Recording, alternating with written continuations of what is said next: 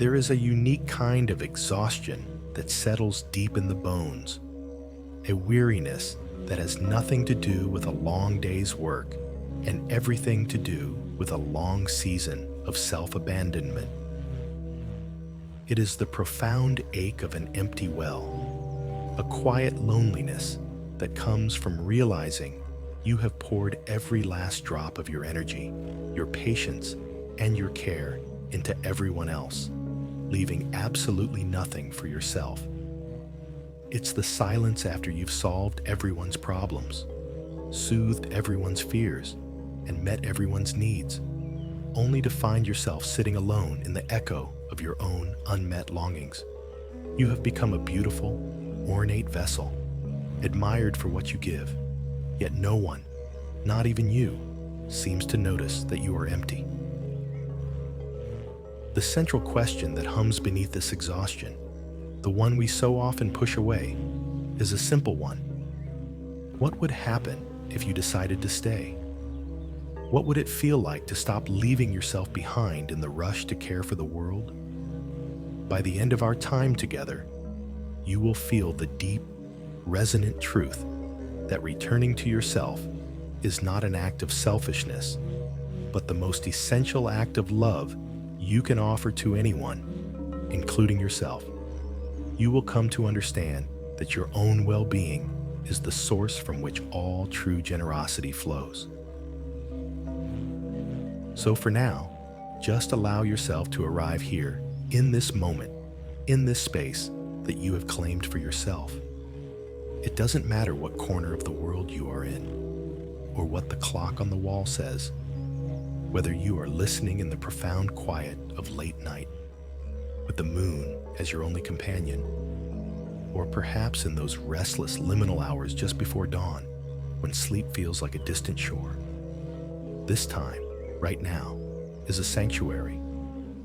This time is entirely and unapologetically yours. Let this be a conscious choice, a quiet declaration that for this period of time, you are putting down the weight of the world you so often carry. Let's begin by settling your body, which has so often been the faithful vehicle for all of your giving. Allow yourself to find the most comfortable position in your bed. Feel the full support of the mattress beneath you, holding you completely. There is nothing you need to hold up right now. Let go. Give your weight over to the surface that supports you.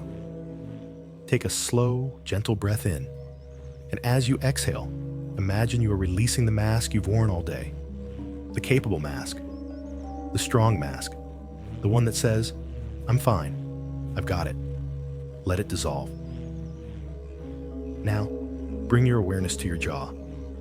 This is a place where we store so much unspoken tension, so many words we felt we couldn't say, so many no's that became yeses out of obligation or fear. Notice if your teeth are clenched, even slightly. Consciously create a small space between your upper and lower teeth. Let your tongue rest softly in your mouth. And with your next exhale, feel the muscles in your jaw, your cheeks, and your temples soften. Release the need to hold it all together. Just for tonight, you don't have to. Gently guide your attention down to your shoulders. Think of all they have carried today, the responsibilities of your work, the emotional weight of your loved ones, the silent burdens you carry that no one else sees. They might feel tight or pulled up towards your ears. On your next inhale, perhaps shrug them up just a little, and then as you exhale, let them drop. Feel them melt down and away from your ears. Imagine the physical weight of all those expectations, all those duties, simply sliding off your shoulders and dissolving into the mattress beneath you. You are not meant to carry the world. Your only task right now is to rest, to be, to receive. And now, bring your awareness to your hands that have done so much. They have typed and cleaned and cooked and held and fixed and comforted. They are instruments of your generosity. But right now, they need to rest. Notice if they are clenched into fists, or if the fingers are tense. Gently allow them to open. Let your fingers curl naturally. Feel the air on your skin. Let them become soft, empty, and still. They have given enough for one day. Now is their time to receive rest, to recharge. Imagine a gentle, warm energy flowing from your shoulders, down your arms, and into your hands, soothing every muscle, every joint, every cell, a current of pure peace. With each breath, you are creating a sacred space around you, a protective bubble of tranquility. Inside this space, there are no demands. There are no expectations. There is no one you need to be, nothing you need to prove. The only thing that matters here is your comfort, your peace, your gentle return to yourself. This bed is not just a place to sleep. Tonight, it is an altar to your own well-being. It is a safe harbor where your soul can finally come ashore after a long and difficult voyage. You are creating the very safety and comfort you so freely offer to others. And you are beginning to offer it, finally, to yourself. You are worthy of this peace. You are worthy of this stillness. This is the first step in coming home. Now, from this place of safety and stillness you have created, let's gently turn our awareness inward. This is not an act of judgment or criticism. It is simply an act of witnessing. Like an archaeologist tenderly brushing dust from a forgotten artifact, we are simply going to observe, with kindness and curiosity, the patterns that have led to this deep exhaustion. We are going to witness the slow, quiet disappearance of you. It doesn't happen all at once. It's a fading, a gradual erosion that happens in 1,000 tiny moments throughout the day. It's the skipped meal, isn't it? The moment you realize it's 3 p.m. and all you've had is coffee because someone else's crisis felt more urgent than your own body's need for fuel. It's the conscious choice to grab a handful of something to eat while standing over the sink, because sitting down for 10 minutes to truly nourish yourself feels like a luxury you cannot afford. This is one of the first ways we begin to vanish. We treat our own fundamental needs as optional, as deferrable, while treating the needs of others as immediate and non-negotiable. And what about the fatigue? Think of that heavy, bone-deep weariness that arrives mid-afternoon, a clear signal from your body that it needs to pause, to rest, to recharge. What happens in that moment? For so many of us, that signal is immediately overridden. A voice inside says, "Just push through. There's too much to do. Rest is for the weak. I can't stop now." And so you ignore the body's wisdom. You pour another cup of coffee. You summon adrenaline you don't really have, and you force yourself to keep going. Each time we do this, we abandon our body just a little bit more. We teach it that its signals don't matter, that its wisdom can be ignored.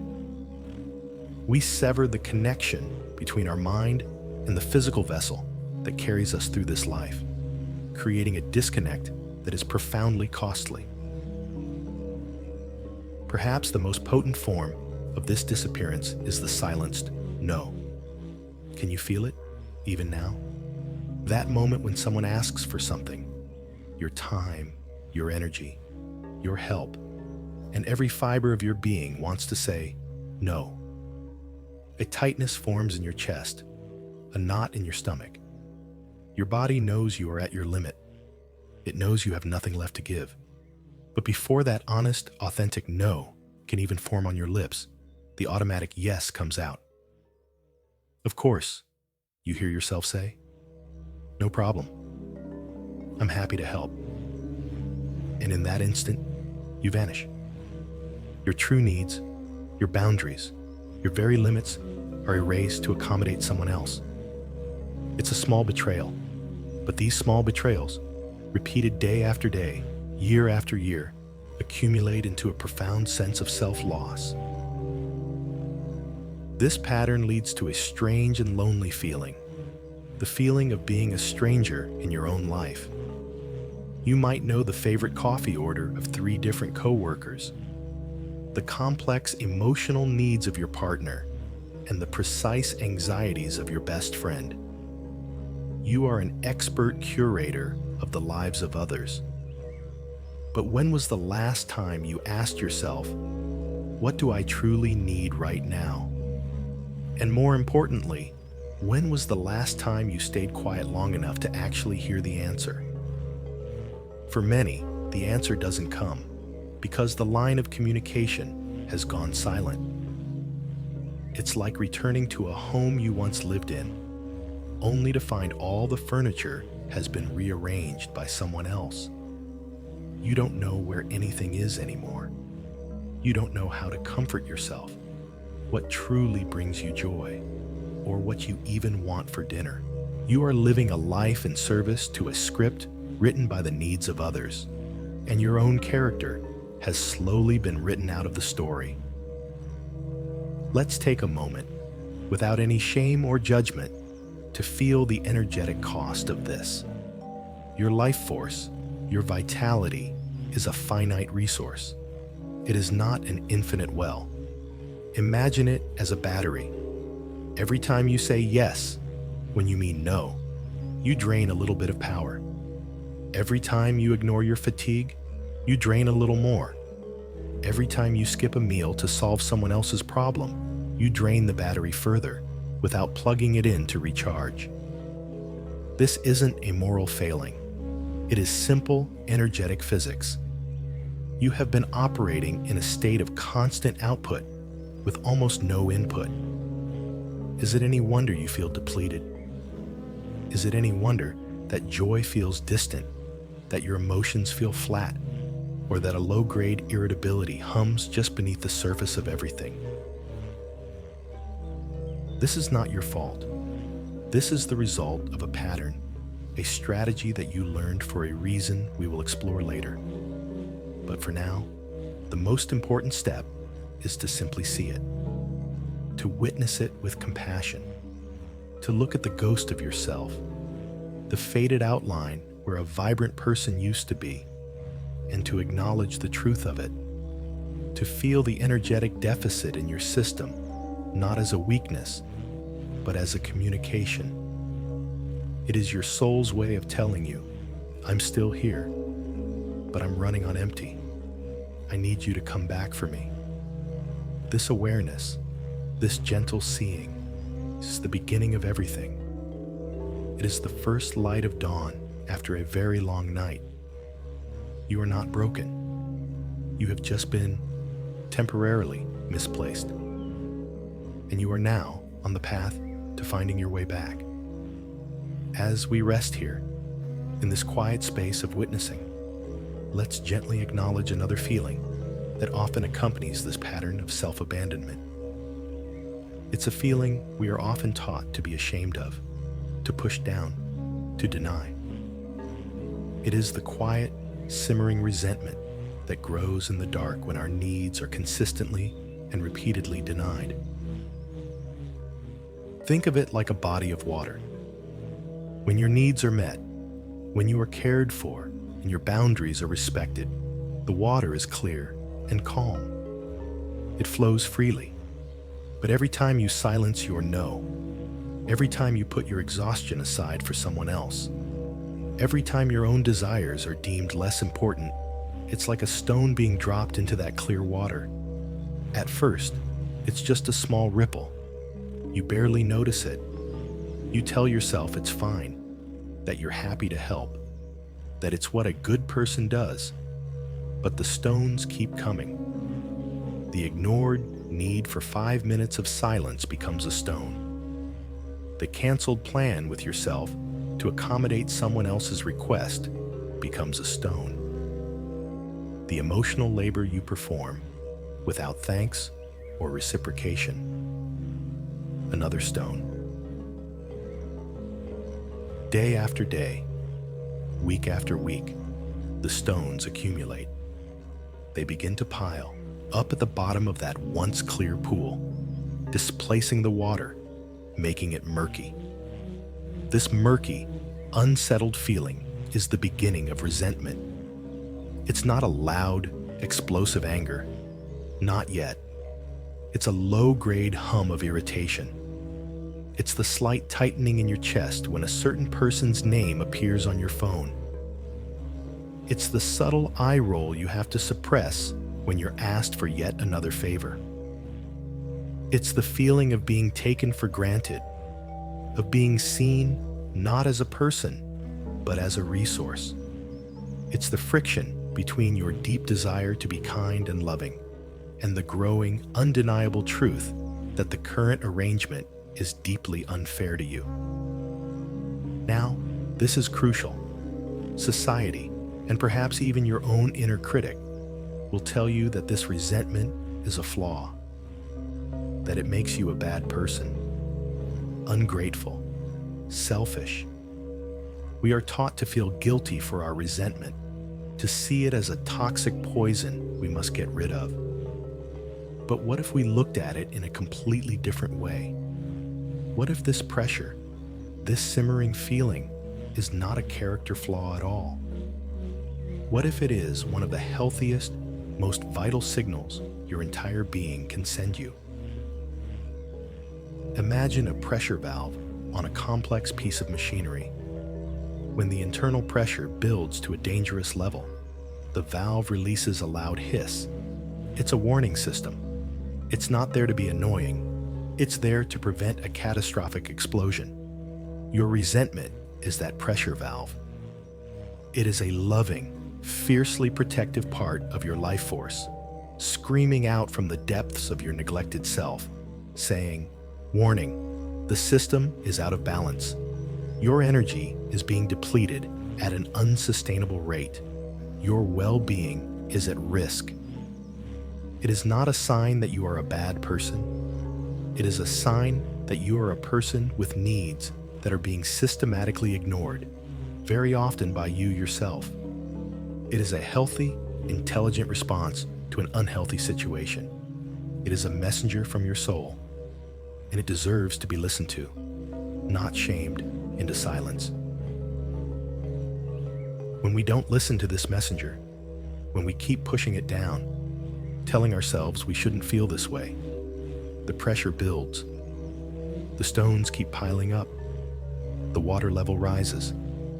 We start to build a dam to hold it all back. We smile a little wider. We say yes a little more quickly. We work a little harder to prove what a good, selfless, unresentful person we are. But behind that dam, the pressure is becoming immense. The water is churning, pushing against the structure we've built to contain it. And this brings us to a very deep fear, a fear that keeps so many of us trapped in this cycle. The fear of what might happen if that dam of unspoken needs and unexpressed resentment finally breaks. What would that look like? We imagine an explosion, a torrent of anger that could damage relationships, a flood of messy, inconvenient emotions that might overwhelm us and others. We fear that if we let out even a little bit of that frustration, it will all come out. All the disappointment, all the hurt, all the times we felt invisible. We fear that people will see us as difficult, demanding, or selfish. We fear they might leave. And so, we guard the dam. We spend an enormous amount of energy patching the cracks, ignoring the groaning sounds of a structure under immense strain, all to maintain the peace and keep up the appearance of being the easygoing, accommodating one. The irony, of course, is that maintaining this dam is what truly exhausts us. It's not just the giving, it's the constant, round-the-clock emotional labor of suppressing our own truth. It's the exhausting work of pretending we don't have limits when we are screaming for them. It's the psychic energy it takes to smile when we want to cry, to say, "It's fine," when it is profoundly not fine. That pressure behind the dam is your life force, trapped and stagnant. It's your power, your vitality, your authentic voice, all held captive. Acknowledging this pressure is not about preparing for an explosion. It is about recognizing the need to install a spillway, a gentle, controlled way to release the pressure before it builds to a breaking point. It's about honoring the message of the resentment, thanking it for trying to protect you, and promising it that you are finally ready to listen. As we hold this awareness of the pattern, of the exhaustion, of the quiet resentment, it's so easy for the voice of self-criticism to creep in. Why am I like this? We might ask. Why can't I just say no? Why do I always do this to myself? This is a moment where a deep layer of compassion is needed, not for what you've been doing, but for why you learned to do it in the first place. Because this pattern of self-abandonment, this habit of putting everyone else first, is not a character flaw. It is not a sign of weakness. It is a survival strategy. You learned this to survive. Let's travel back in time, not to dwell on the past, but to understand its echoes in the present. Think of yourself as a child. A child's primary, most fundamental need is for connection, for safety, for love. A child's brain is wired for one thing above all else: to figure out how to maintain attachment to their caregivers, because that attachment equals survival. And so, as a very young, very intelligent being, you became a brilliant detective. You studied your environment. You observed what was rewarded and what was punished, what brought a smile and what brought a frown, what created connection and what created distance. Perhaps you grew up in a home where a caregiver was overwhelmed, stressed, or emotionally unavailable. In that environment, you might have learned that being a good child, a child with no needs, was the best way to not be a burden. You learned to be quiet, to be self-sufficient, to never ask for too much. Your needs felt inconvenient to the adults around you, so you learned to suppress them. Saying "I'm hungry" or "I'm sad" might have been met with irritation or dismissal, so you learned to ignore your own hunger, both physical and emotional. Self-abandonment became a strategy to keep the peace and maintain a fragile connection. It was a brilliant adaptation to a difficult situation. Or maybe you learned that love and approval were conditional. They were given when you were helpful, when you achieved, when you made others happy. You learned that your value was not inherent, but was directly tied to your usefulness. So you became the helper, the high achiever, the one who could anticipate everyone's needs and meet them. The praise you received for this was a powerful reinforcement. It felt like love. It felt like security. And so, the pattern was set. To receive love, I must give. I must do. I must perform. My own needs are secondary to the primary goal of earning my place in the family, in the group, in the world. This wasn't a conscious choice. It was a subconscious equation for belonging that you solved with the brilliant mind of a child trying to secure their place in the world. For some, this pattern was learned as a way to manage a chaotic or unpredictable environment. If there was anger, conflict, or tension in your home, you might have discovered that being the calm one, the mediator, the one who soothed everyone's feelings, was the key to creating a sense of safety. You became an emotional caretaker for the adults around you. You learned to read the room, to sense the slightest shift in mood, and to do whatever was necessary to de-escalate the tension. Your own feelings, your fear, your sadness, your anger, were far too dangerous to express. They would only add more chaos to an already unstable system. So you packed them away, deep inside, and focused on managing everyone else. Self-betrayal became a strategy for emotional survival. It was how you created moments of peace in a world that felt unsafe. Do you see? This wasn't a mistake. It wasn't you failing. It was you, in your incredible wisdom and resilience, finding a way to get your needs met in an environment where they couldn't be met directly. You found a way to feel safe, to feel loved, to feel valuable. And for a time, this strategy worked. It helped you navigate your childhood. It helped you survive. The problem is not that the strategy was wrong. The problem is that it has an expiration date. It was a strategy designed for a powerless child, but you are no longer that child. You are now an adult, carrying an outdated survival manual into a completely different life.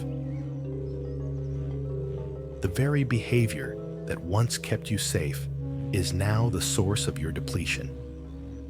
The self-silencing that once preserved a relationship is now what creates resentment within it. The hyper-attunement to others' needs that once made you feel valuable is now what makes you feel invisible. It's like wearing a heavy winter coat in the middle of summer. It was once essential for warmth and protection, but now it's just causing you to overheat.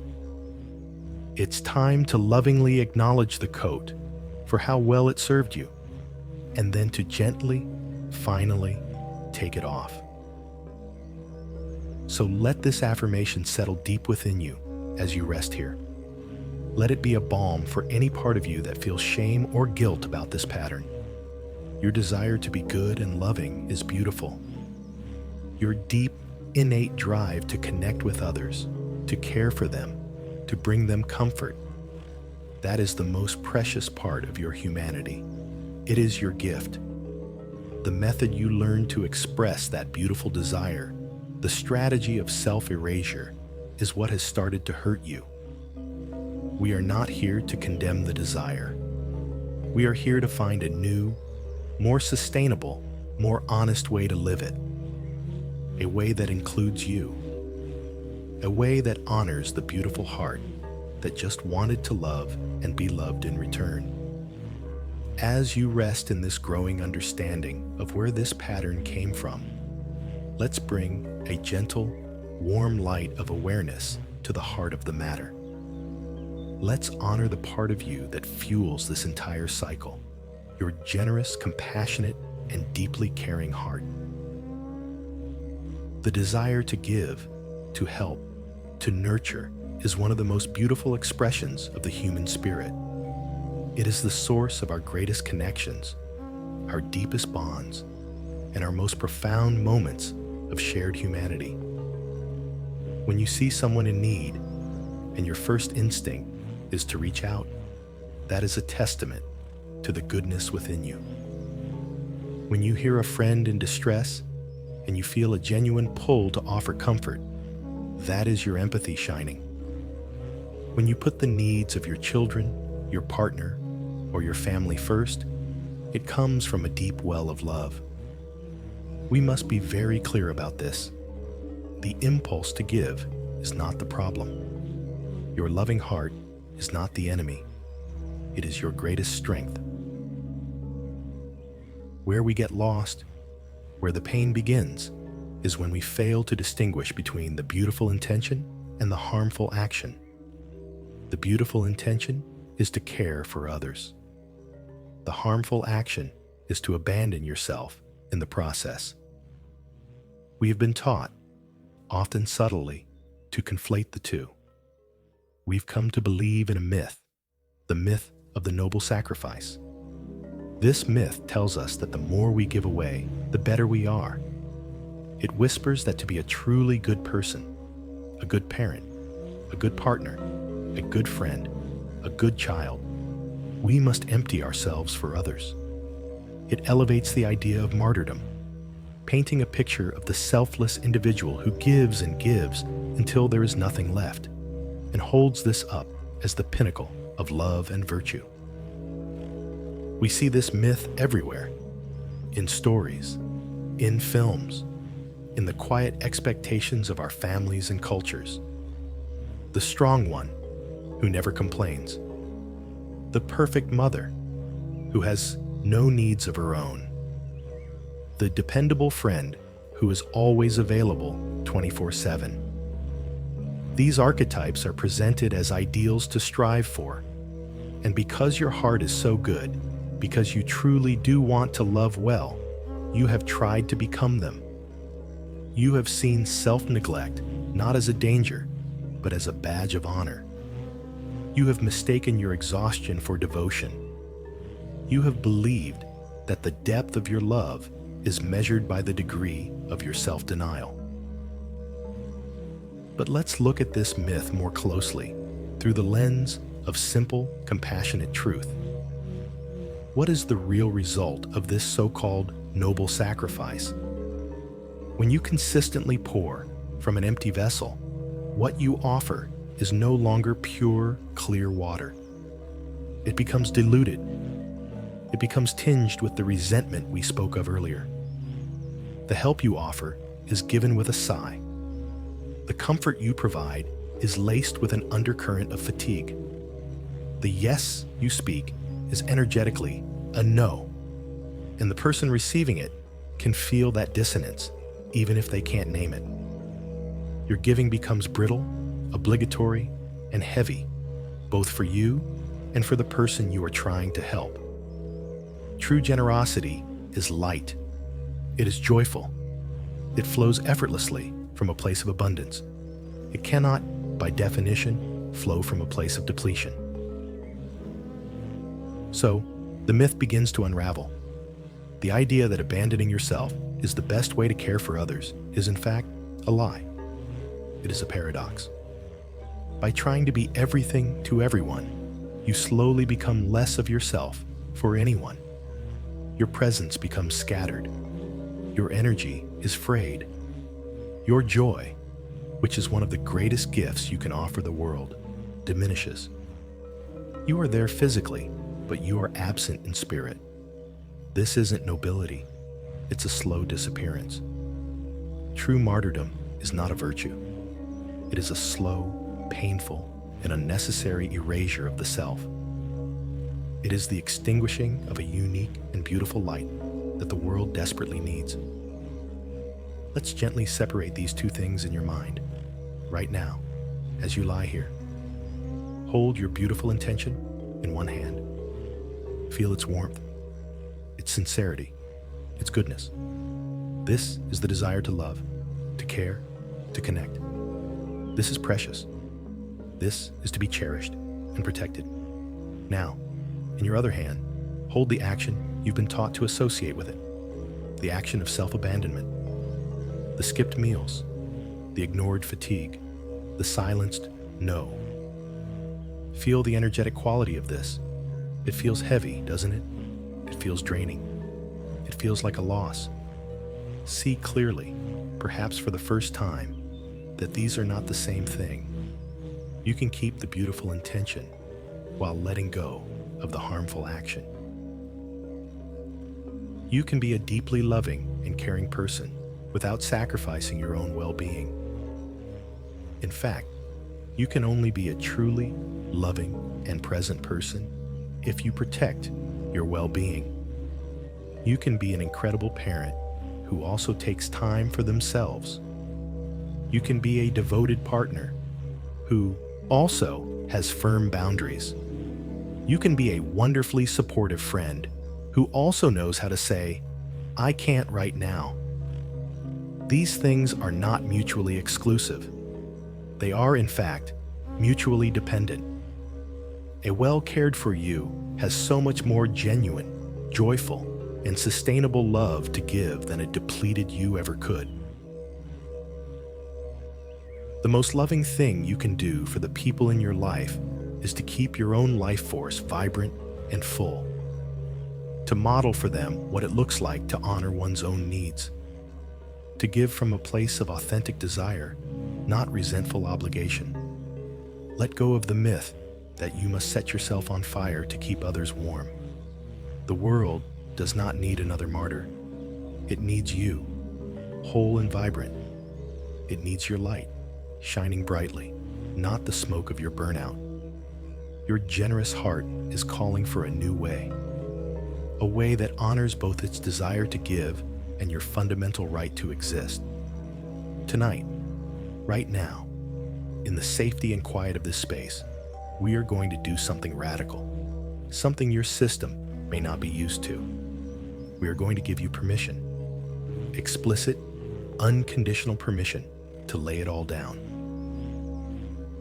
For so long, you have held the position of the strong one. It has become an identity, a role you play so consistently that you might not even remember what it feels like to not be in that role. It is an armor you put on every single morning. It's heavy, it's rigid, and it has served a purpose. It has helped you navigate challenges, support others, and keep moving forward when things were difficult. But you were never meant to wear it to bed. You were never meant to carry that weight into your dreams. So, just for tonight, I want you to give yourself full permission to take it off. You do not have to be strong right now. You do not have to have the answers. You do not have to hold it all together for anyone, including yourself. If you feel fragile, let yourself be fragile. If you feel tired, let yourself be tired. If you feel like crumbling, this bed is the safest place in the world to do so. Nothing is required of you here. No performance, no strength. Just your own authentic presence, whatever that feels like in this moment. Can you feel the subtle shift that comes with that permission? A slight easing in your muscles, a softening in your breath. It's the feeling of a soldier being told the war is over, at least for tonight, and that it is safe to stand down. Let's make this release tangible. Let's guide this weight, both physical and emotional, out of your body. Begin by bringing your awareness to the space around your head and your mind. Your mind has been a command center, constantly planning, worrying, organizing, and problem solving for everyone else. Think of the mental load you carry, the schedules, the appointments, the worries about your loved ones' futures, the replaying of difficult conversations, the planning for tomorrow's challenges. It's an endless hum of activity. Imagine all of those thoughts, all of those concerns, as a swirling cloud of heavy, gray energy around your head. Now, with a slow, deliberate exhale, I want you to imagine that cloud gently loosening its hold. See it beginning to drift away from you, like fog lifting on a quiet morning. With each subsequent breath out, you are giving these thoughts permission to leave. You can say to them, silently, "Thank you for trying to keep everyone safe. Your work for today is done. You are released for the night." You are not pushing them away or fighting them. You are simply letting them go. You are unburdening your mind of its role as the constant watchman. It too deserves to rest. There is nothing to solve in this moment. The only task is to be here, breathing. Now, let's move that awareness down into your chest, into the space of your heart. This is where you carry the emotional weight of others, the sadness of a friend, the anxiety of a partner, the disappointment of a child. Your empathetic heart has been like a sponge, absorbing the emotional states of those around you, often without even realizing it. This is a beautiful quality, but it comes at a cost if you never wring the sponge out. So right now, let's do that.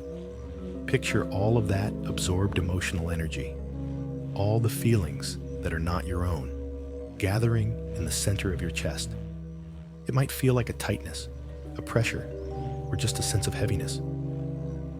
Take a deep, cleansing breath in, imagining you are breathing in pure, clean, clear light.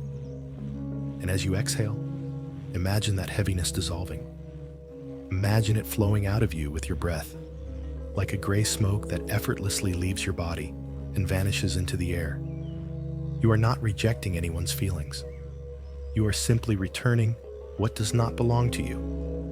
You can love them. You can care for them. But you do not have to carry their emotions inside your own body. Release the responsibility. Let their emotional journey be their own. Your heart needs space to feel its own feelings, to beat to its own rhythm. Let it be light again. Finally, let's bring this sense of release to your entire body. Think of this process like a traveler who has been on a long, arduous journey. All day long, you have been walking, climbing, carrying a heavy pack on your back. This pack is filled with all the expectations, the ones others place on you, and the even heavier ones you place on yourself. The expectation to be patient when you feel frustrated. The expectation to be available when you need solitude. The expectation to be productive when you need to be still. The expectation to have a perfect home, a perfect career, a perfect life. It is an impossibly heavy load. As you lie here in your bed, imagine yourself as this traveler who has finally reached a safe and welcoming inn at the end of the day. You can finally unburden yourself. Visualize yourself shrugging your shoulders and feeling the straps of that heavy pack slide down your arms. Feel the profound, immediate relief as the weight of it hits the floor with a thud. It's gone. For the rest of this night, you are not carrying it. You are not responsible for it. You are free from its weight. Feel the lightness in your shoulders, the release in your spine, the sense of ease that spreads through your entire being. This is what it feels like to lay it down. This is the peace that comes when you stop trying to carry everything. This isn't a permanent solution for tomorrow, but it is a vital practice for tonight. You are teaching your nervous system, cell by cell, what it feels like to be unburdened. You are reminding yourself that rest is not just allowed, but essential. You are home. You are safe. And you are, for now, wonderfully, beautifully free. In this state of deepening release, having laid down the heavy armor and the impossible expectations, let's revisit that feeling we touched upon earlier. That simmering, uncomfortable, and often shamed emotion of resentment. Now that we are in a safer, softer space, we can look at it not as an enemy, but as a guide.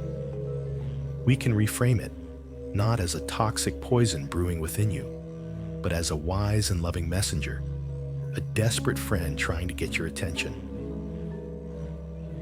For so long, you have likely treated this feeling as a problem to be solved or a flaw to be hidden. When that familiar heat of irritation rises in your chest after saying yes, yet again, you might have told yourself, I shouldn't feel this way. I should be more generous. I should be more patient. You have tried to reason it away, suppress it with guilt, or cover it with a layer of forced positivity. But it always comes back, doesn't it?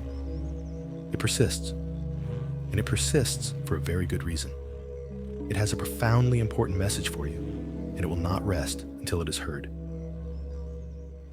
Imagine your core self, your spirit, your soul, as a gentle, quiet entity living at the center of your being.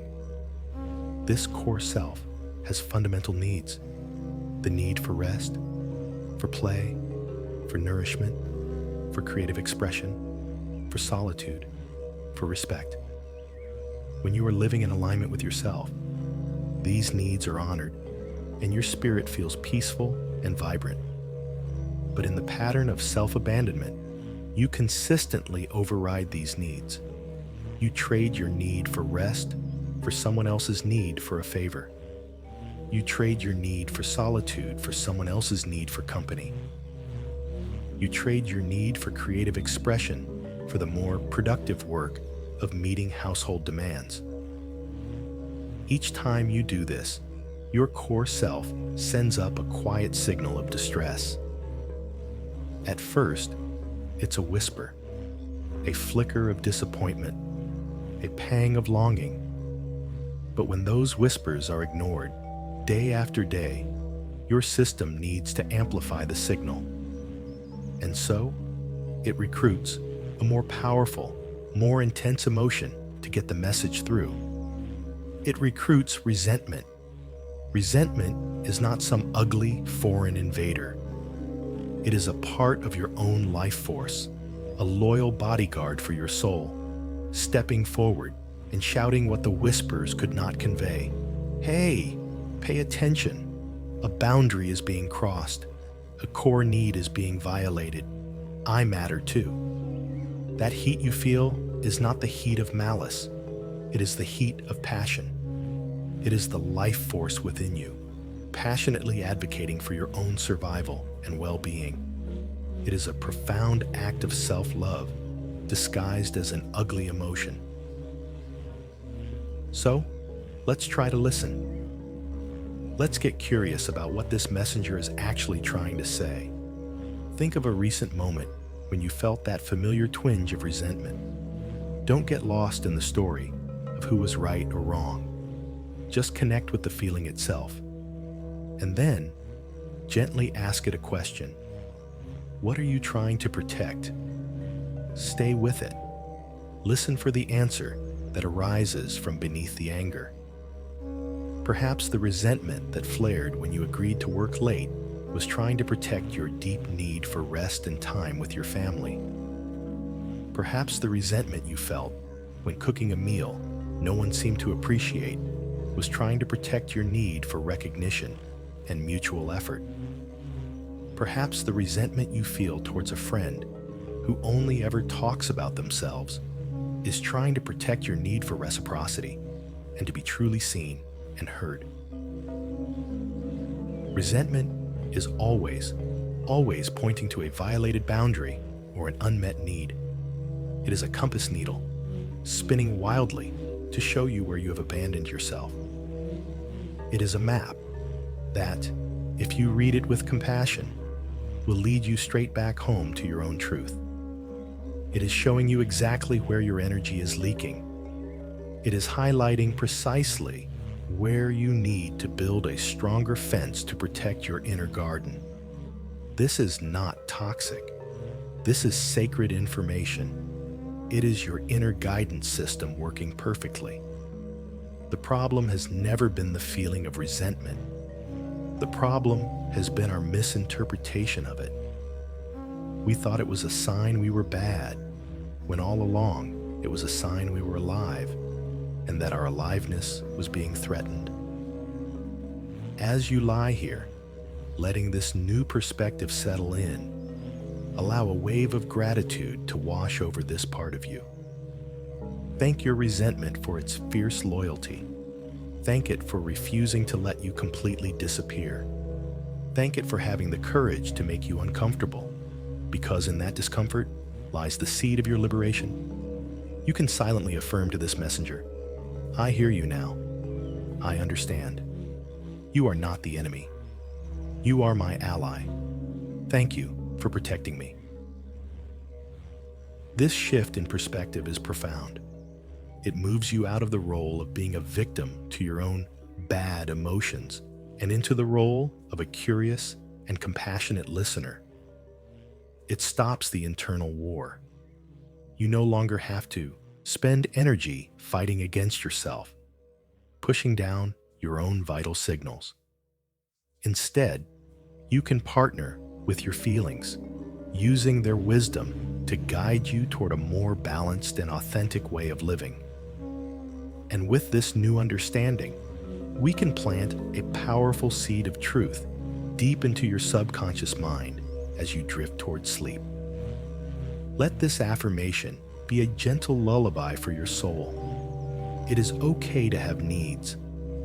Your needs are not an inconvenience. They are not a sign of weakness. They are a fundamental, non-negotiable part of your humanity. Your needs are valid and worthy of your own attention. You have a right to take up space. You have a right to your own energy. And listening to the loving messenger of resentment is the first step in finally, truly claiming that right. As we continue to drift on these currents of gentle understanding, let's introduce a new image, a core healing metaphor to hold in your heart as you prepare for sleep. This image is simple, but it has the power to fundamentally rewire the old patterns of self-abandonment. Imagine that you are a vessel, a beautiful, handcrafted pitcher, or a simple, sturdy cup. This vessel is you, your energy, your time, your patience, your love, your very life force. Every day, you encounter people you love, situations that require your attention, and tasks that need completing. And with your generous heart, you want to give. You want to pour out your water to nourish the thirsty plants around you. You pour a little for your partner's needs, a little for your children's demands, a little for your work responsibilities, a little for a friend in crisis. You pour, and you pour, and you pour, because this is what you believe a good vessel does. But in the myth of noble sacrifice, you have been taught to focus only on the pouring, not on the filling. You have been so concerned with quenching everyone else's thirst that you have forgotten the most crucial rule of all. You cannot pour from an empty vessel. Let that sink in for a moment. It is not a suggestion. It is a law of physics. It is an undeniable truth. You simply cannot give what you do not have. When your vessel is empty and you try to keep pouring, what happens? You tip yourself over, straining, and maybe a few frustrated, resentful drops come out. Or worse, you crack. The strain of trying to give what isn't there causes fractures in your well-being. Burnout, illness, anxiety, depression. The very act of trying to be endlessly giving when you are empty ends up destroying the vessel itself. And a broken vessel can hold water for no one, least of all for itself. The shift we are inviting into your life, beginning here and now in this deep state of rest, is a shift in focus. We are moving our attention from the act of pouring to the sacred, essential, non-negotiable act of filling. The old programming in your mind will immediately protest. It will scream, "That's selfish. I don't have time. Other people need me." This is the voice of the myth, the voice of the outdated survival strategy.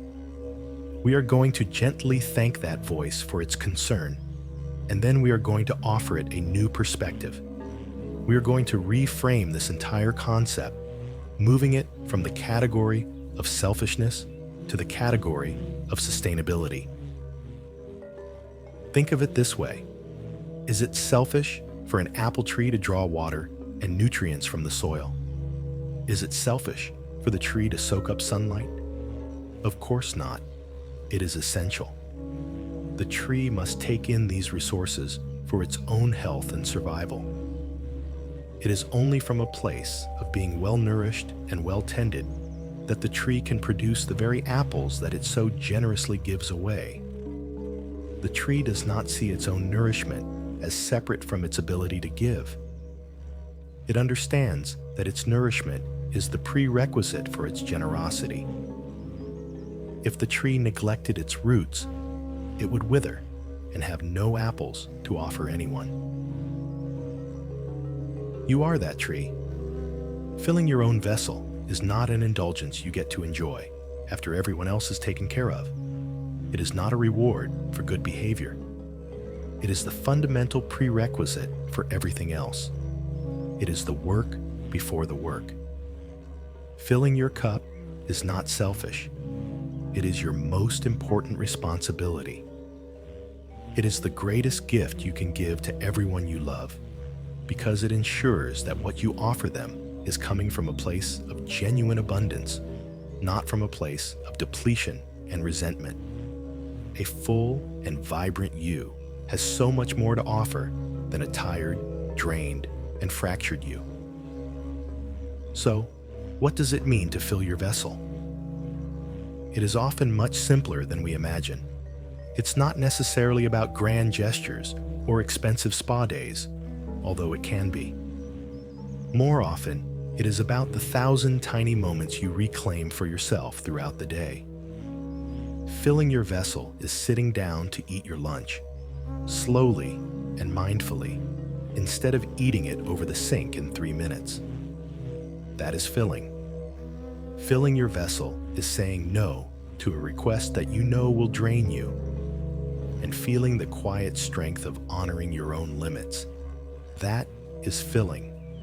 Filling your vessel is taking 5 minutes to stand outside and feel the sun on your face without a phone, without a task list. That is filling. It is listening to a song that makes your soul feel alive. It is reading one chapter of a book just for pleasure. It is going to bed when you are tired, instead of pushing through for one more hour of unproductive work. Each of these small acts is like a gentle stream of clear, cool water flowing back into your pitcher. At first, it might just be a trickle, but trickle by trickle, drop by drop, you begin to replenish your reserves. You begin to raise the water level. And as you do, you'll notice a change. Your patience has a little more depth. Your laughter comes a little more easily. Your presence feels more grounded. You are able to handle challenges with more grace because you are operating from a surplus, not a deficit. You will find that when you do choose to pour for others, the water flows freely, joyfully, without strain. You give because you want to, because you have more than enough to share, not because you feel you have to in order to prove your worth. As you drift toward sleep, hold this image of the vessel. See it in your mind's eye. Notice its current water level without judgment. And then imagine a gentle, golden stream of light representing everything that nourishes you, everything that brings you peace and joy, flowing into the vessel. Watch as the water level slowly begins to rise. Feel the deep sense of peace and rightness that comes with this act of replenishment. This is your sacred duty. This is the path back to wholeness. You are worthy of being full. In fact, the world needs you to be full. So let this be your final peaceful thought. My primary responsibility is to tend to my own well. All true giving flows from there.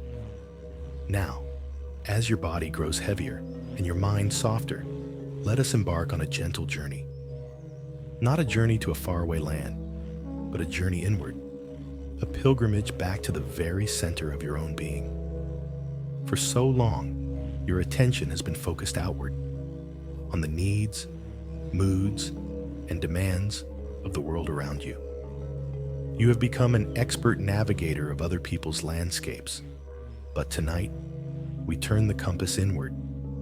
We are going on a journey to find and reconnect with the part of you that has been waiting patiently and quietly for your return.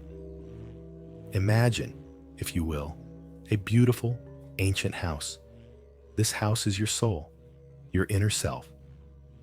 For many years, you have been living on the front porch of this house. It's a busy place. You've been greeting visitors, accepting deliveries of other people's problems, and keeping the porch tidy for all the comings and goings. You've been so occupied with the activity on the porch that you have forgotten the vast, beautiful, and peaceful rooms that lie waiting inside. You have forgotten that you are the owner of the entire estate, not just the doorkeeper. Tonight, we are turning the knob and stepping inside. As you push the door open, it might be a little stiff from disuse. That's okay. Be gentle. As you step across the threshold, you leave the noise of the world behind. The air inside is still and quiet. It smells of old books and cedar and rain-soaked earth. It smells like you. This is your inner sanctuary. It has been here all along, perfectly preserved, waiting for you to come home. As your eyes adjust to the soft light filtering through the windows, you see that the rooms are filled with things that you love, things you may have even forgotten that you love. In one corner, there's a dusty musical instrument you once played with passion. In another, there are paintbrushes and canvases waiting for a hand to pick them up. On a shelf, there are books of poetry you once memorized, filled with words that made your spirit soar. These are not just objects. They are echoes of your authentic self. They are the parts of you that got packed away because they weren't deemed productive or necessary in the busy world outside. They are the passions that were silenced in favor of obligations. Take a moment to remember. What did you love to do before you started tailoring your life to fit the expectations of others? What did you dream about before you started dreaming for your children or your partner instead? What made you feel truly, vibrantly alive before your aliveness was channeled entirely into service? Perhaps it was dancing, or hiking in the woods, or writing stories, or simply sitting in silence, watching the clouds. There is a voice inside you, a quieter, softer voice than the one that dictates your to-do list. This voice has been whispering your true desires to you for a very long time, but its whispers have been drowned out by the noise of duty. In the very center of this quiet house, there is a special room. As you approach it, you feel a sense of warmth and peace. This is the heart of your sanctuary. Inside this room, you find the part of you that has been waiting. You can picture it however feels right to you. Perhaps it is your younger self, the child you once were, full of wonder and uncensored joy. Perhaps it is a wise, serene elder version of you. Or perhaps it is simply a warm, pulsating light. Whatever form it takes, this is your core essence. This is the part of you that was never corrupted by the need to please, the part that never learned to betray itself. It has been here all along, keeping the hearth warm, waiting for you to remember the way back. As you draw near, there is no judgment in its eyes. No, where have you been? No, what took you so long? There is only unconditional love and a quiet, profound relief. It has missed you. It has longed for your companionship. And it has so much wisdom to share. This part of you holds the blueprint for your joy. It knows what nourishes you. It knows your true yes and your true no. It knows the difference between what the world has told you to want and what your soul actually craves. This reunion is the most important one of your life. It is the return to your own center. Think of it another way. Imagine that deep within the overgrown and neglected garden of your inner world, there is a clear, quiet spring of water. For a long time, this spring has been buried under a thick layer of stones and debris. The stones of other people's expectations, the leaves of your own guilt, the mud of exhaustion. You may have thought the spring had dried up completely. You may have forgotten it was even there, but it never dried up. The source of your vitality, your creativity, and your peace has been flowing steadily, deep underground, all this time. This journey inward is the process of gently, lovingly clearing away that debris. Each time you choose to rest instead of push, you remove a stone. Each time you honor a need, you clear away a handful of mud. Each time you say a gentle no, you pull up a weed. And slowly, patiently, the spring is revealed. You begin to hear its gentle bubbling again. You see the clear, life-giving water. This is your source. This is the well you can draw from that will never run dry, because it is you. Returning to this center, tending to this inner spring, is the ultimate act of filling your vessel. It is remembering that the nourishment you seek is not something you have to earn or find outside yourself. It has been within you, patiently waiting all along. And now, you are home. You are remembering the way. And every night, as you drift to sleep, you can make this journey back to the quiet house, back to the hidden spring. Each visit will make the path a little clearer and your connection to your own true north a little stronger. As you rest in this peaceful inner space, reconnected with your center, let's gently introduce a concept that is often misunderstood, yet is absolutely essential for protecting this newfound connection. Let's talk about boundaries. For a heart as generous as yours, the word boundary might sound harsh, cold, or even selfish. It might conjure up images of high walls, locked gates, and pushing people away. This is one of the greatest and most damaging misunderstandings we have about what a boundary truly is. We are going to redefine it, to reframe it not as an act of rejection, but as a profound and necessary act of love. Imagine your inner world, that beautiful, quiet house we just visited, as a garden. This is your soul garden. It is a sacred piece of land that has been entrusted to your care. In this garden are the most tender and precious parts of you: your energy, your dreams, your peace of mind, your creativity, your capacity for joy. For this garden to flourish, it needs certain conditions. It needs sunlight, it needs water, and it needs protection. It needs to be a safe space where the delicate seedlings of your well-being can grow without being trampled. Boundaries are not the walls you build to keep people out of your life. Boundaries are the loving fences you build around your garden. A fence is not a hostile structure. It does not say, "I hate you, go away." A well-tended fence simply and clearly says, "This is where my sacred ground begins. This is the space I am responsible for tending. The plants in here are fragile, and they need a safe space to grow." A fence has a gate. You can choose, consciously, when to open the gate and invite people in to enjoy the beauty of your garden. You can also choose when to keep the gate closed, not out of malice, but because your garden needs a period of quiet rest to regenerate. The fence allows you to be the conscious, loving caretaker of your own precious space. Without a fence, anyone and everyone can wander through your garden at will. They can trample your new sprouts, pick your flowers without asking, and leave their trash behind.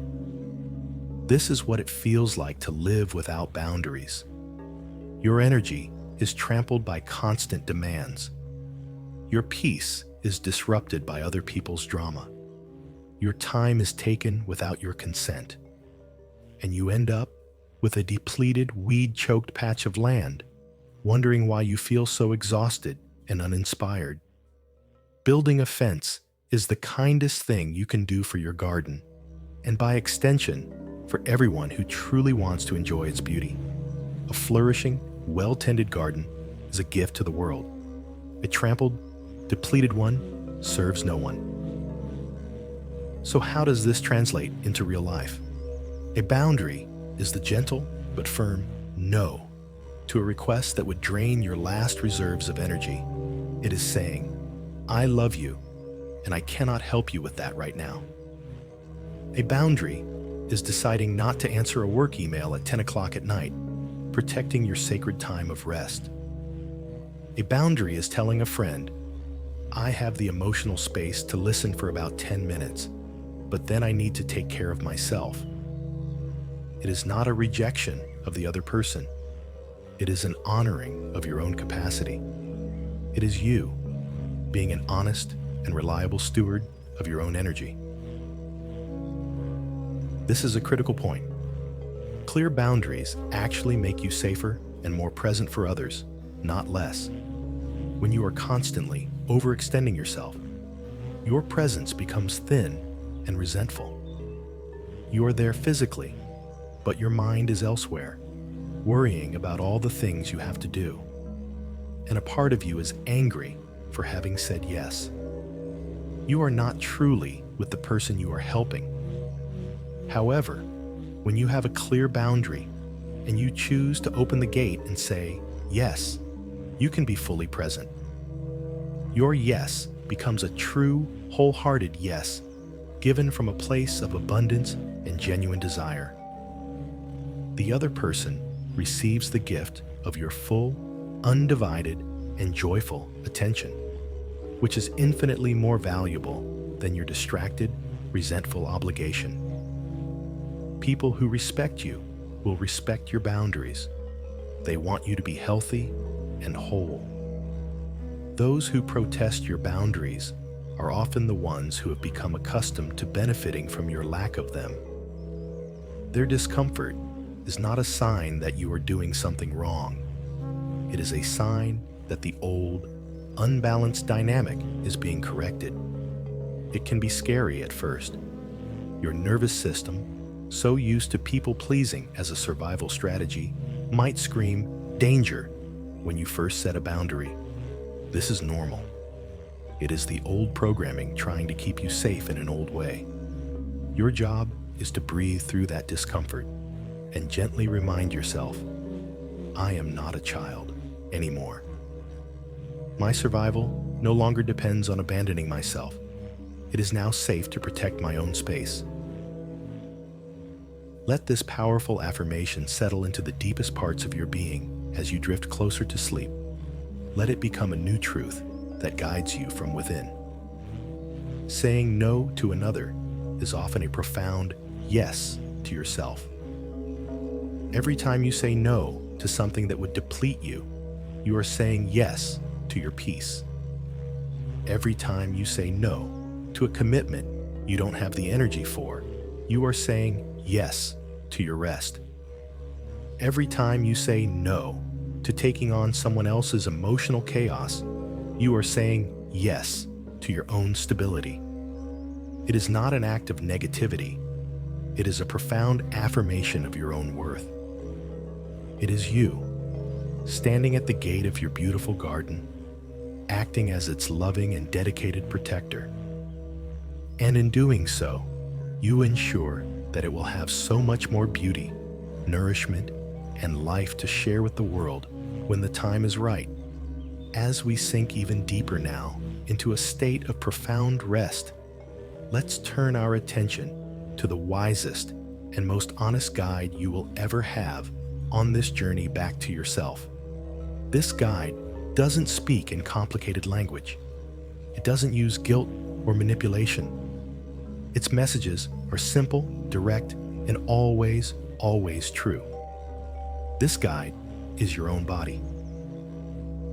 For a very long time, you may have been living as if your body is separate from you. You might have treated it like a vehicle to get you through the day, a machine that needs to perform, or even an inconvenience that has needs at the most inopportune times. You've likely learned to override its signals, to silence its protests, and to push it past its limits in the service of your to-do list or other people's expectations. We have been taught to live from the neck up in the world of thoughts, plans, and obligations, largely ignoring the vast landscape of wisdom that exists from the neck down. Tonight, we begin to change that. We begin to listen, not with our ears, but with our entire being. Your body is in a constant loving conversation with you, all day, every day. It is constantly sending you the most precise and vital information about what you truly need. Think about the feeling of thirst. It's a simple, clear signal. Your throat feels dry, and you know you need water. You don't debate it. You don't tell your thirst it's being needy or selfish. You simply honor the signal and drink some water. The wisdom of your body is just that simple, across a whole spectrum of needs. The problem is, we have learned to treat more complex signals, like fatigue or hunger, or the need for stillness, as if they are negotiable, as if they are signs of weakness to be overcome. Let's tune into some of these signals now, with a new sense of respect and curiosity. Bring your awareness to the feeling of fatigue, not just being a little tired, but that deep, bone-weary exhaustion that you know so well. For years, you have likely interpreted that signal as a problem. You've seen it as an enemy to your productivity. You've fought it with caffeine, with sugar, with sheer force of will. But what if fatigue is not your enemy? What if it is one of your body's most loving messengers? When your body sends the signal of fatigue, it is saying, with perfect clarity, "My beloved, our energy reserves are depleted. We have been in a state of output for too long. For our systems to repair, for our cells to regenerate, for our mind to process the day, we now require a period of profound rest." It is a call for restoration. It is not a sign of failure. It is a vital part of the cycle of life. Pushing through fatigue is like continuing to drive your car when the fuel light has been blinking for miles. Eventually, you don't just run out of gas. You risk damaging the engine. Honoring your fatigue is the simplest and most profound way to begin honoring yourself. Now, consider the signals of your nervous system. Think of that feeling of being wired or frazzled. The tightness in your chest, the shallow breathing, the racing thoughts, the knot in your stomach. These are not random sensations. This is your nervous system communicating that it is in a state of high alert, of fight or flight. It is telling you, we are perceiving a threat. The environment feels unsafe or overwhelming. We need to find a place of safety and calm to downregulate. For so long, you may have just accepted this state as normal stress. You have lived with that internal alarm bell ringing constantly. But your body is calling for stillness. It's asking for 5 deep breaths. It's asking you to step away from the screen, to put down the phone, to find a quiet space. It knows exactly how to return to a state of balance, if only you will listen to its call for a truce, for a moment of peace in the midst of the chaos. What about the more subtle signals? The craving for a certain type of food, which might be your body telling you it needs a specific nutrient. The feeling of restlessness in your legs, which might be a call for movement and exercise to release stagnant energy. The ache in your shoulders, which is a direct physical manifestation of the burdens you are carrying. Your body keeps the score. It never lies. While your mind can rationalize and talk itself into anything, your body holds the simple, unvarnished truth of your experience.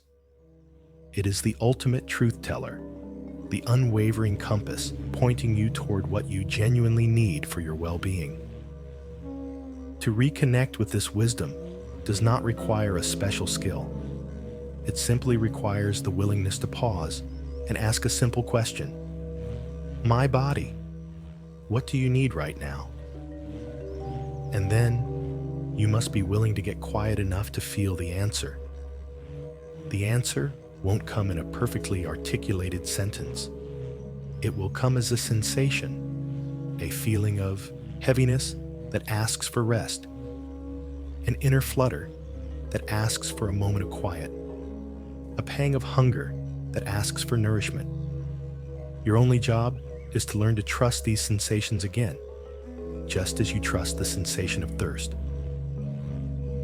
As you lie here on the edge of sleep, let these two affirmations be the gentle guardians of your rest. Let them seep into your bones, your muscles, your very cells, reprogramming your relationship with your physical self.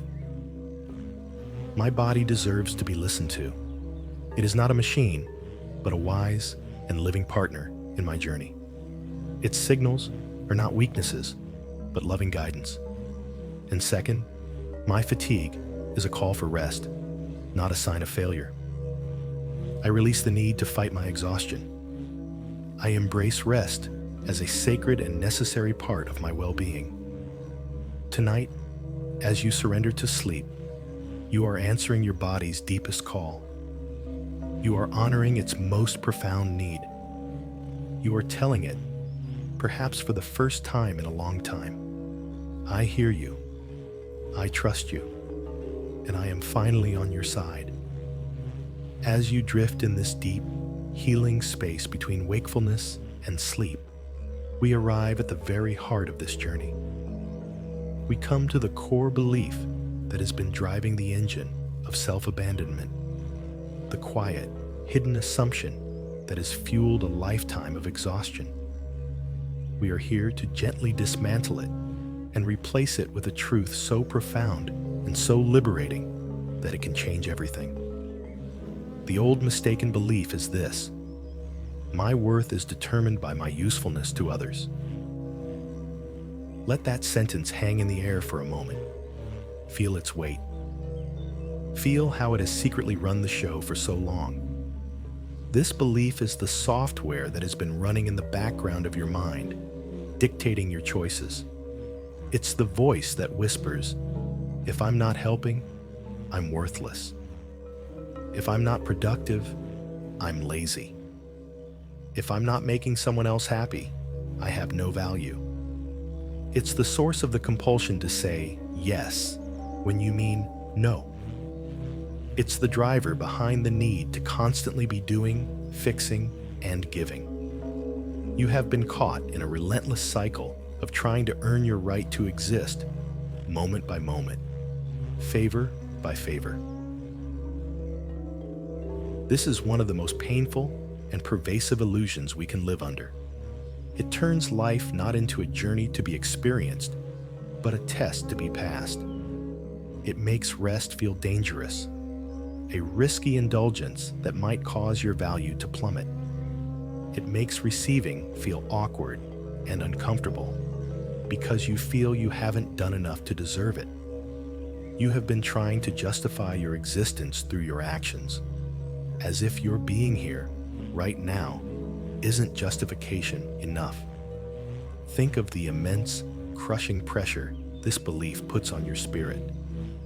It is a recipe for perpetual burnout.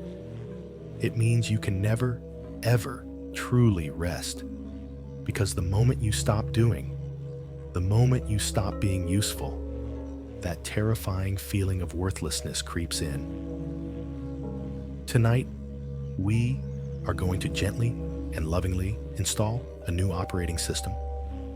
We are going to allow a deeper, more fundamental truth to permeate every cell of your being. This truth is simple, and it is absolute.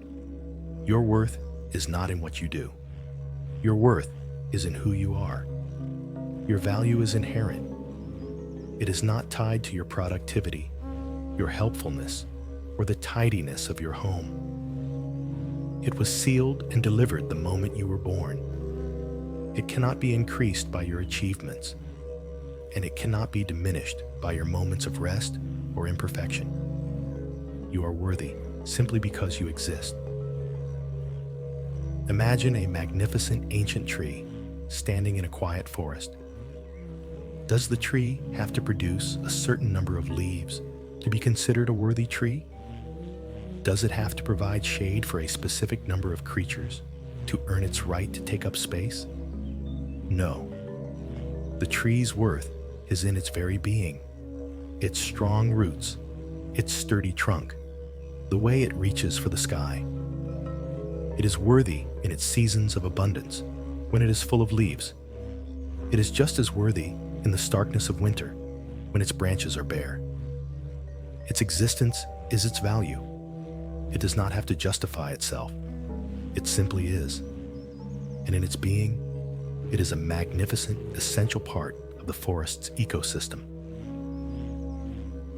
You are that tree. Your moments of giving and doing are like your summer leaves, a beautiful expression of your vitality. But your moments of rest, of stillness, of simply being, are like your winter. They are not a sign of failure or worthlessness. They are an essential part of your cycle. It is in the winter of rest that your roots deepen, that your energy is conserved, that you prepare for the next season of growth. To believe you must be in a constant state of summer is to deny the fundamental rhythm of life and to exhaust yourself in the process. Let's release the need to earn your rest. Rest is not a prize you are awarded after you have completed an impossibly long list of tasks. It is not something you have to deserve. Rest is a fundamental human right, as essential as air and water. You do not have to justify your need for it. Your fatigue is all the justification you will ever need. When you feel tired, you have earned the right to rest. It is that simple. When you choose to lie down, to close your eyes, to do nothing, you are not being lazy. You are engaging in a radical act of self-acceptance. You are living the truth that you are worthy even when you are not producing. Feel the profound peace that comes with this understanding. Imagine the heavy backpack of having to prove myself sliding from your shoulders. Imagine the frantic energy of earning my worth finally coming to a standstill. What is left? A quiet, centered, and profound sense of okayness. The feeling that you, right here, right now, just as you are enough. You do not need to be more patient, more productive, more helpful, more anything. To be worthy of love and belonging, especially from yourself. Your very breath is a testament to your worth. The beating of your heart is the rhythm of your inherent value. This is the foundation of unconditional self-acceptance. It means accepting yourself on the days you are tired and unproductive, just as much as on the days you are energetic and accomplishing. It means seeing your need for quiet time, not as a liability, but as a valid part of your nature. It means releasing the harsh inner critic that is always measuring you against an impossible standard of usefulness. This deep knowing is the anchor that will hold you steady when the winds of external demands and expectations blow. When you are rooted in the unshakable truth of your own inherent worth, you are no longer tossed about by the need for external validation. You can give freely and joyfully when you have the capacity, and you can rest peacefully and without guilt when you do not. Because you know, deep in your bones, that your value remains constant, unchanged by the ebb and flow of your energy. You are enough. You have always been enough, and you will always be enough. Let this truth be the cradle that rocks you into the deepest, most restorative sleep. As you rest on the very edge of sleep, floating in this ocean of peace and self-acceptance, let us do one final, gentle piece of work. We are not going to solve all the problems of tomorrow. We are not going to create a grand, complicated plan. Instead, we are going to plant a single, powerful seed of intention into the fertile soil of your subconscious mind. Your mind, in this deeply relaxed state, is incredibly receptive. It is like rich, dark earth, ready to welcome a new kind of growth. And the seed we plant tonight will be nourished by your sleep, germinating in the darkness so that it is ready to sprout with the morning light. The seed is this: the intention to make one small conscious choice tomorrow that honors your own needs. That's all. Not a dramatic overhaul of your entire life. Not a vow to never abandon yourself again. Just one. One tiny, manageable, and loving act of returning home to yourself. This isn't about pressure or performance. It's about building a new muscle, gently and consistently. Just as a single drop of water can begin to carve a new path in stone, one small, different choice can begin to redirect the powerful river of your habits. Let's visualize what this might look like, not to create a rigid plan, but to soften your mind to the possibilities. Perhaps tomorrow, when you wake up, your first instinct is to immediately grab your phone and check your emails or the news, instantly flooding your system with the world's demands. The one small choice might be to leave your phone on the nightstand and, for the first 3 minutes of your day, simply lie in bed and breathe. To feel the warmth of your blankets, to notice the light in your room, to connect with your own body before you connect with the world. This is a profound act of honoring yourself. It is a quiet declaration that your own inner peace comes first. Or perhaps, around mid-morning, you feel your energy begin to dip. The old habit would be to push through, to grab another coffee and ignore the signal. The one small choice might be to stand up from your desk, walk to a window, and for 60 seconds, just look at the sky. To take 3 slow, deep breaths. To intentionally give your nervous system a moment of pause, a micro rest. You are not abandoning your work. You are nourishing the person who does the work. It is an investment that pays dividends in clarity and calm. Maybe your one small choice will revolve around lunch. Instead of eating while answering emails, you might choose to close your laptop, to sit in a different chair, away from your workspace, to taste the food you are eating, to give yourself 10 minutes of uninterrupted nourishment. This simple act sends a powerful message to every cell in your body. You are worthy of being properly fueled. Your well-being matters. It is a small fence you build around your mealtime, protecting it as sacred time for replenishment. Perhaps your opportunity will come in the form of a request from someone else. A coworker asks for help on a project when your own plate is already overflowing. A family member asks for a favor that would require you to cancel your own quiet evening plans. The old you would say yes automatically, feeling the familiar knot of resentment in your stomach. The one small choice might be to pause, to take a breath, and to say, with kindness, but with clarity, I'd love to help, but I don't have the capacity for that right now. You don't need a long excuse. You don't need to over-explain. You simply state your truth. And in that moment, you will feel the solid ground of self-respect beneath your feet. You will have stayed with yourself instead of abandoning yourself. Do you see how simple these can be? This is not a battle to be won. This is not a steep mountain to be climbed. This new way of being is a gentle, consistent, and compassionate returning. It is a dance of one small step forward at a time. Some days you will forget.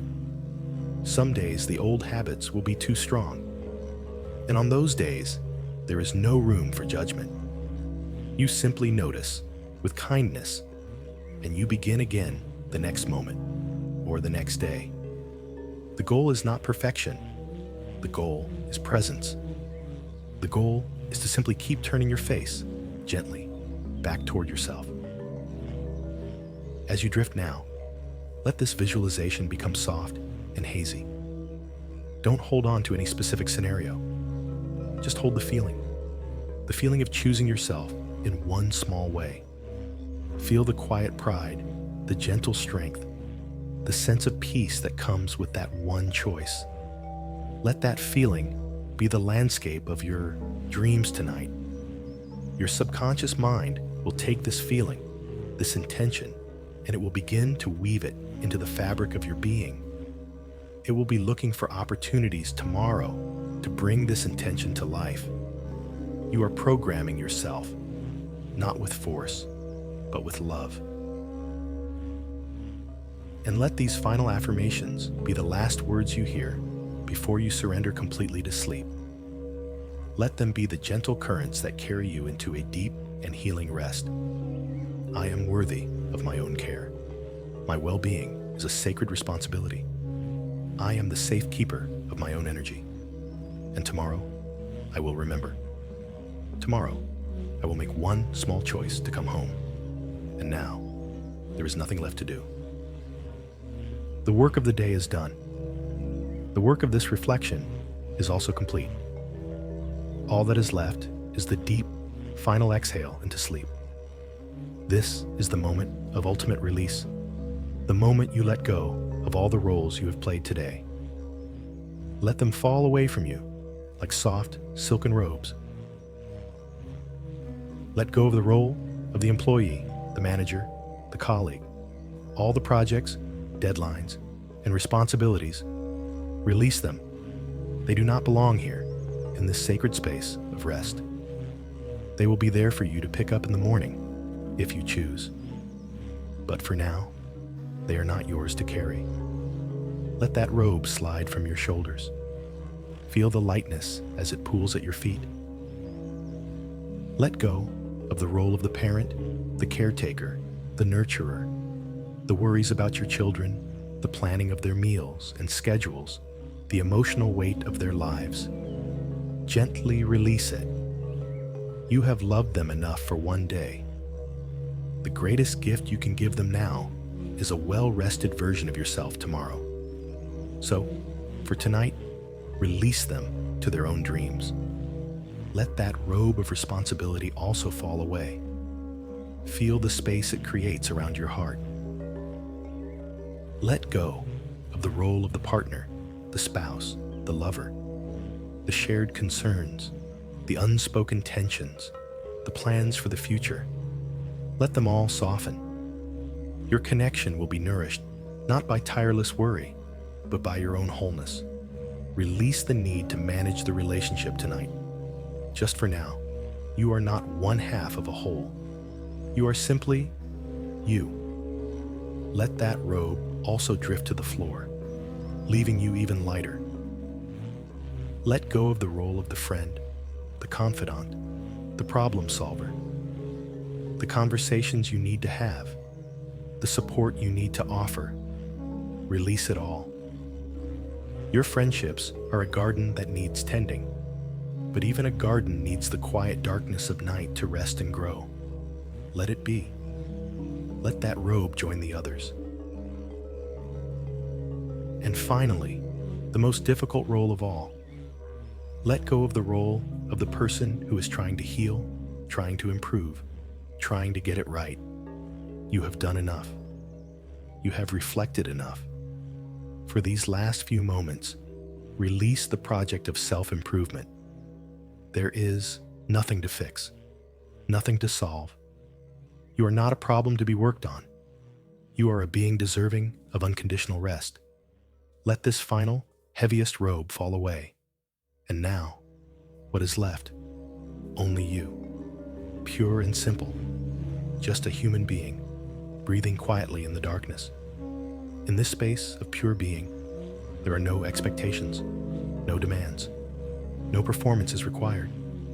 Your only task is to exist, to be held, to rest. Now, bring your awareness to your mind. It may still be gently clinging to thoughts, plans, and worries, like the last few leaves on a winter tree. Do not pull at them. Do not fight them. Simply let your awareness be like a soft, gentle breeze.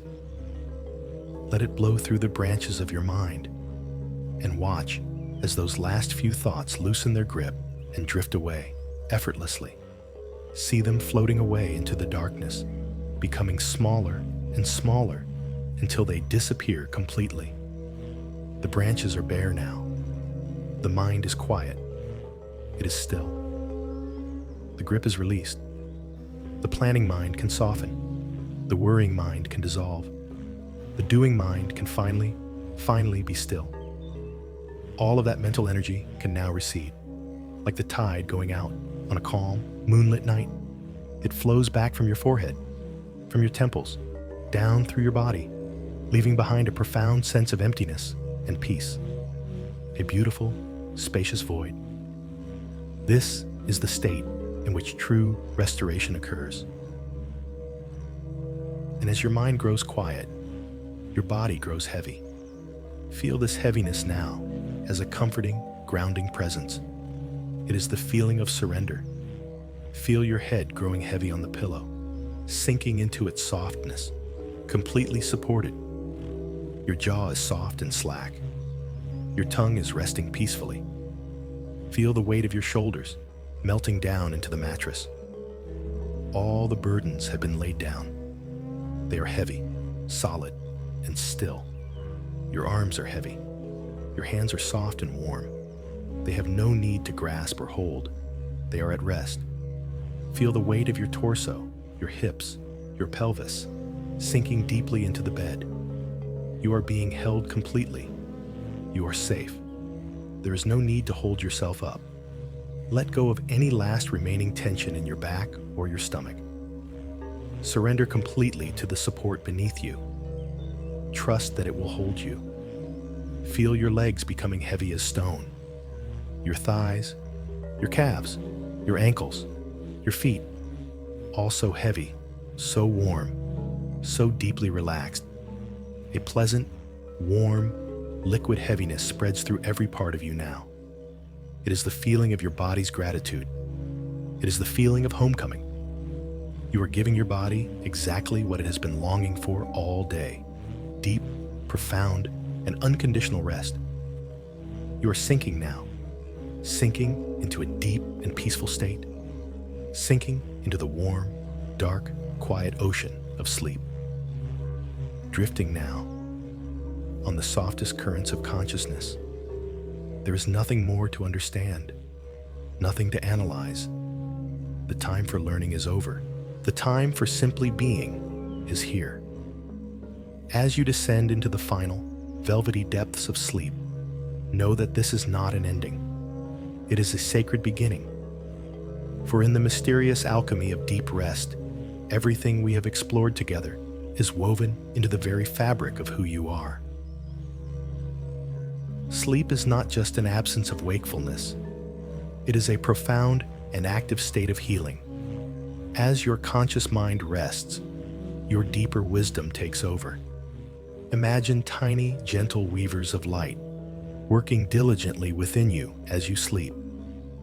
They are mending the frayed edges of your nervous system. They are replenishing the wells of your energy, and they are taking the new threads of understanding, the truths about your worth, about boundaries, about the wisdom of your body, and they are weaving them into your oldest, most foundational patterns.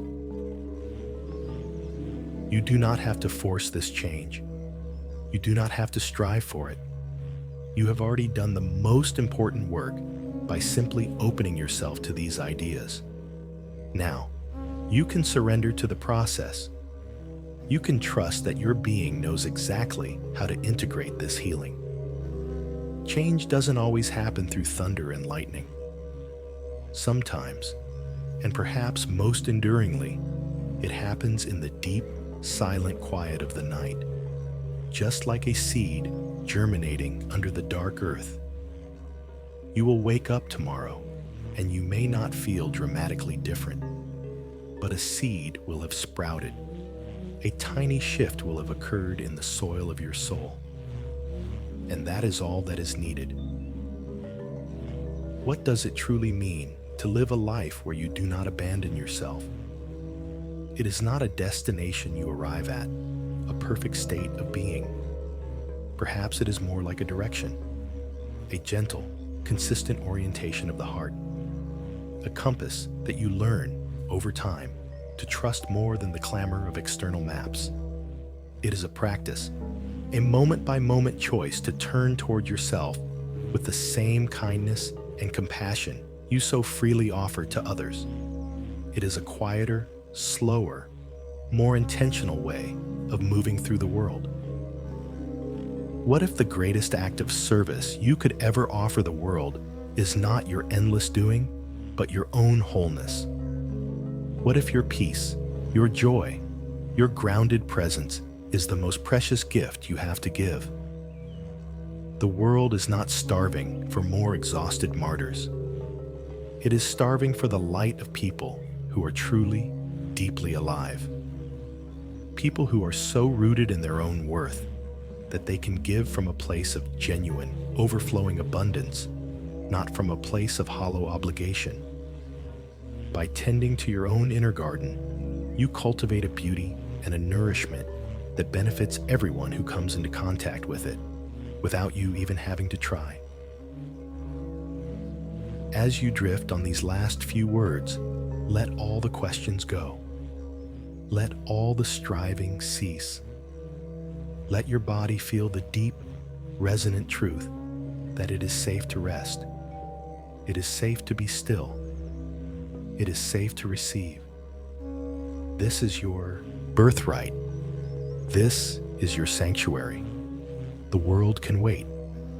Its demands and its noise can fade into a distant, muffled hum. The only thing that is real, the only thing that matters in this moment, is the gentle rhythm of your own breath, the slow, steady beat of your own heart, and the profound peace of finally coming home. There's nothing more to do now. Nothing to solve. Nothing to hold. Just rest now. Sleep is here. It is a soft blanket, a safe harbor, a loving embrace. Let it welcome you home.